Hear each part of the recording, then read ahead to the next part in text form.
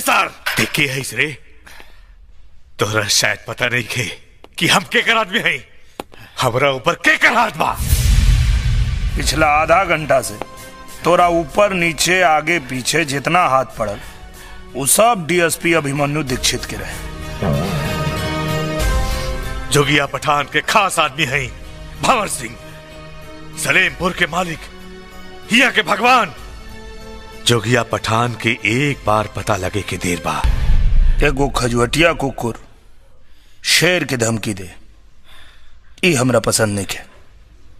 चल अपना डाबरमैन के नंबर बता। डाबरमैन? तोर नाजायज बाप जोगिया पठान। 9431043253।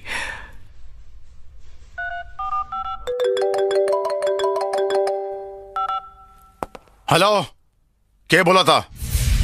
डीएसपी अभिमन्यु दीक्षित बोलो था। नहीं, ग्वाला बस्ती से वो पागल कुकुर के पकड़ ले बनी और वो भौकत भौकत तोर नाम लेते रहे। ले ओकरा से बात कर। जोगिया भाई, हम भंवर सिंह। हाँ बोल जोगिया। लागत है पागल कुकुर के मालिक ते ही बाड़े। हाँ मोकरे ना, पूरे सलीमपुर के मालिक हैं। चल छोड़ दे। ओके छोड़, हम तोहार पहला गलती समझ के माफ कर दे। और अगर हमके माफी ना चाहिए तब अंजाम बहुत बुरा हुई। मंजूर बा। अब हम तोरा आदमी की खातिरदारी करे जाते नहीं। ओकर चीख सुन।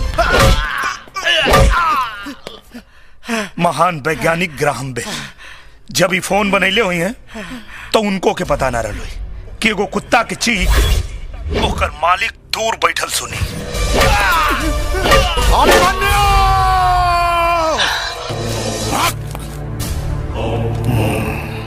बहुत फड़फड़ात बाट सरवा।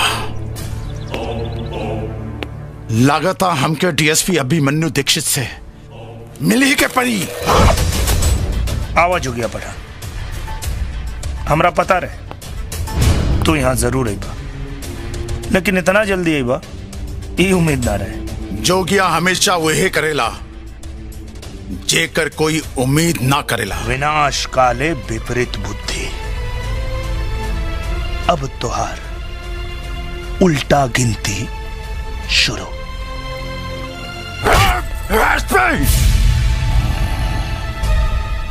हम तो के जिंदा ना छोड़ब, ना ही छोड़ब जिंदा। मौत के धमकी उ देला जे सामने वाला से डरा जाला। तू चिंता मत कर, तोरा खातिर तो हम कुछ अलग सजा सोच ले बानी। काहे कि हम जगलर हैं, जगलर।